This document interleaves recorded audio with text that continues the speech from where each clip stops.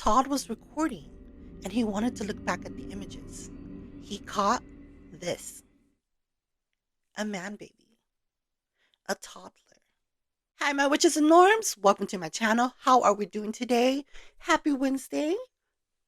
I'm a little bit sick because my birthday was a couple days ago and you had to live it up. So I finally turned 30, dirty and thriving and counting. A little under the weather because our weather is changing. It was just hot a couple days ago and now it's like cloudy. Rain on me. But anyways, let's get to the video. Have you ever been to the haunted Wolfe Manor in Clovis, California, located on 2604 Clovis Avenue or Clovis Street and Santa Ana, right on the main street?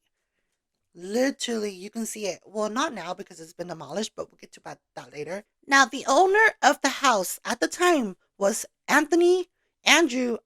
He changed his name to Andrew because he wanted to seem more sophisticated, socialized. It was said that he saw himself being very popular, but he never made it because, he passed away after 3 years. His wife was forcing him to build the house so spectacular, it was said. But the mom,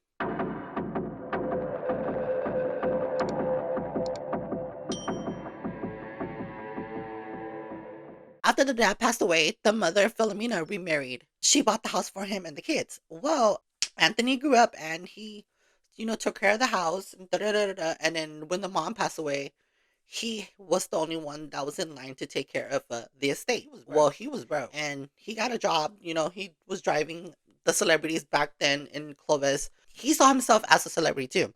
So he was driving celebrities around in Clovis. And I'm like, what celebrity? But I didn't want to do that research. It's not about the documentary of Clovis. So he passed away from a broken heart.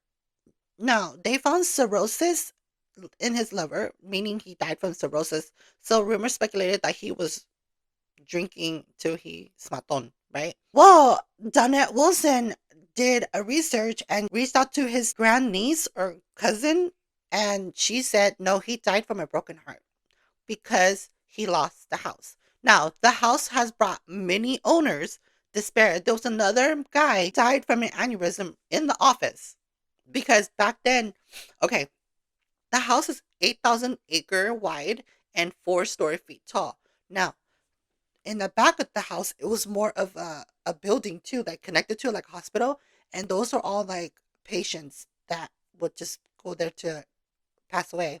It was used for tuberculosis at that time, and it changed from a nursing home to convalescent home to a hotel and then to a manor for a haunted house. Are you still with me? Okay. I'm glad we had that talk.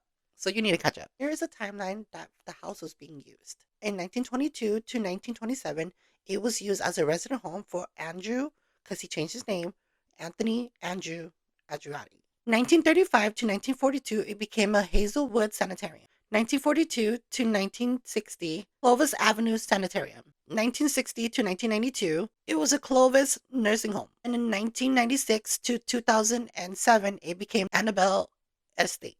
And then it became a Wolfe Manor in 2007 to 2014 after it was demolished. It was claimed that to 1982 to 84, it was a nursing home and a convalescent home. Now, a gentleman from Reddit goes by the name Undead Fresno 559 stated his story that his mom used to work there during that time. She was only there for like 2 years and then she quit right after. And then 8 years later, they lost their license and then that's shut down. He claimed that him and his mom and his brother and his dad dropped the mom off at 5 o'clock in the morning. And I guess, I don't know why they would go too, but they would drop her off. And the dad will always say, lock the doors in the car. Well, he forgot to lock the car and some lady came in. She was dressed up in white outfit, wearing all white. She had crust all over her lips and she got in the car and she was like, take me with you. I don't want to be here. They hurt us here and I need to go. I don't want to be here. And he even said that the desperation in her voice, that she was serious. So by the time then they didn't know how to react. His mom, after they dropped her off, because remember when they closed the gate, his mom went with another staff member, grabbed her and took her inside. Now he claimed the mom was never hurting anybody in the building, but history shows, because there was another incident where so Todd Wolfe was having these ghost tours, and then one of the nurses that used to work there in her time came to the manor, was crying hysterically. She basically used to hurt the patients, so she came there to ask for forgiveness and apologize. I don't know her name. I tried to look for it. I couldn't find it. So Todd Wolfe purchased the manor and named it after him because he wanted to do well. It was said that he was going to create it into a hotel, and after that, it became like a haunted attraction. He looked around Clovis, California, and he found that destination. He wanted to bring an attraction to it because he was creating a haunted house. Todd experienced. He was painting the house, and as he turned, he saw a dark figure in the hallway. And as he stared, he can see that it resembled a human, but a shadow. And as he looked, the shadow walked and got closer, and he freaked out. And then another incident where he was standing there fixing the house for some reason, and he felt somebody touch him on the shoulder. He turned around, he asked another employee that worked for him and said, "Did you see anybody there behind me or touch me?" The gentleman said no. So, as they were doing more discovery, they recorded this picture. They were recording the house just because, and they wanted to go back and check the footage later. And what they found was crazy. It was a shadow or a figure laying in a fetal position, okay, with a baby's body or a toddler and a big head. Smaton. Don't harm me. That's what they said. And this was known as the man baby. Uh huh. There was even time when Clovis East High School had to volunteer for the drama club because they needed credit, so they were doing haunted houses for extra credit. I would have got paid. I would have been like, "Give me my money. I'm not doing this for free." But they volunteered, and students were claiming. Some said they didn't have no experience, but there was a particular girl mentioned that when she was working there as a the reason why I said this because she was never in a drama club, but she wanted to be there because she wanted to see the real, haunted there. So she volunteered to be there. She was in Mary's bathtub, and we're gonna get to that later. She was in Mary's bathtub, and she said that her friend was in the closet, where she can smell roses for some apparent reason. But that was about it, and she'd never had an experience. Her friend claimed that she was in the closet. It was a little wooden box, and that someone touched her from behind and she freaked out. And then she jumped out of the closet, but there was already like people who paid to come to the haunted house. So she, it worked out perfectly. But she had to go back in there and she was scared. But she said nothing else ever happened. It was said that thousands of people went there to smato, to die. If you ever hear me say smato, it means forgive me in my language. So, smato. So let's bring in Mary, and we're going to talk about Donna Raymond, who was a sensitive that went to the house during a ghost tour. Also, remember when I talked about the nurse who she went to the tour? Well, the sensitive went to the house and discovered and told Todd that there was a spirit named Mary upstairs that was a patient and she passed away. That in the room there was a chair, and within the chair she noticed that there was an entity there, and the entity told Donna to tell Todd that he cannot touch any belongings in there because she will be mad. And then he had another incident where he brought in a different paranormal, and they said the same thing that Mary said, don't touch her stuff. Yeah. And of course, the city was like, da da da da. This, it was bringing so much drama that they had to shut it down. Well, in 2014, they had it demolished. Hmm. There were people outside with signs, even saying like, "This is a historical place. Why are you guys trying to destroy it?" So and so and so. He was fighting with Clovis people, like the Clovis city, all the time, and they finally got him. Now he do owe $40,000 worth of demolished payment, and what I don't understand is if the city wanted that place to be demolished, why is Todd paying them for the demolishment, And it just didn't make sense to me because the city wanted to destroy it, not him.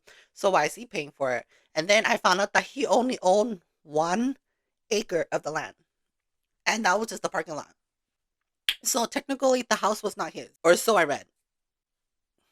Yeah. And then Donette Wilson even brought up, like, the historic part of it, and it seemed like it was a historic landmark. but the city said it was not an historical landmark and they had to tear it down. Before they did, though, a lot of people went inside the building and grabbed certain things they wanted it to remember by. The assistant manager of Clovis City, California, stated that the building was an eyesore, so they had to be demolished. That it was not an historical site. It could have been.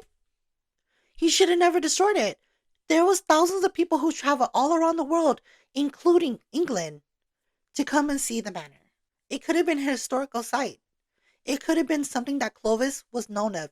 What about the people that live in Fresno? They considered that a historical site.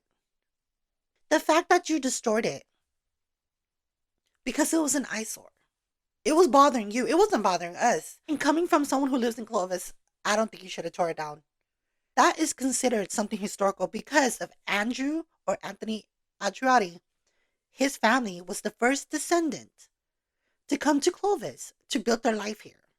That should have been something historical. Oh, and what's his name? Zach Baggins, right? The guy from who hosts Ghost Adventures and does the scary stuff. Well, I was doing research about the Wolfe Manor, and then he came in and did his little investigation. I found some BS about him. I don't know if it's true, but speculation was that he faked his show. There was an episode that aired. I will leave everything in the description box below for you to check it out. He basically had some guy saying some things, and then he said, the guy goes, "Oh, I don't know if I should say this because it's going to go against your script." You can see Zach was so pissed off. He was like, and he walked off. And that guy followed him. And then other people who claimed to use the work for him said the same thing. And then some of them got blacklisted because Zach was like, my show is the best. If you are not going to keep me up, if you're going to hire people on your show, I'm going to sue you. And so he got all of them blacklisted. And I was doing the research. I was like, what the heck? So I thought I put it in there. When I was younger, before I moved from here all the way to Stockton, me and my friend, we were like in elementary school and we were like living in Clovis. So we wanted to go see it, and then we jumped over the fence and we went up there to the stairs. This is when it had stairs. I remember because I was peeking through it. Nothing seemed ordinary, nothing seemed happen, but you just felt like a very eerie feeling. But I remember when I was coming back downstairs, I heard a little creak, like a crack. So I turned around because I was like, somebody behind me. So I thought something was behind me, but I think it was because when I was walking down the stairs, it was causing a creak. But I remember a wind went whoosh, and I felt it like go against my face like that. And I said, "What the heck?" So my friend, she saw my hair go like this, and mind you, it was in the summer, so there was no wind, and if there was wind, it was humid, but it was fresh. So me and her looked at each other and we said,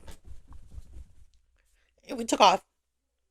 I can promise you, you can feel a sensation of being drawn there. Now, if you've ever been there, drop down a comment because I would love to hear your stories, please. But with that being said, don't forget to like this video and also subscribe. Thank you guys for watching. Have a blessed day. I'll see you next week on Witchy Wednesdays. Bye. Do, do, do, do.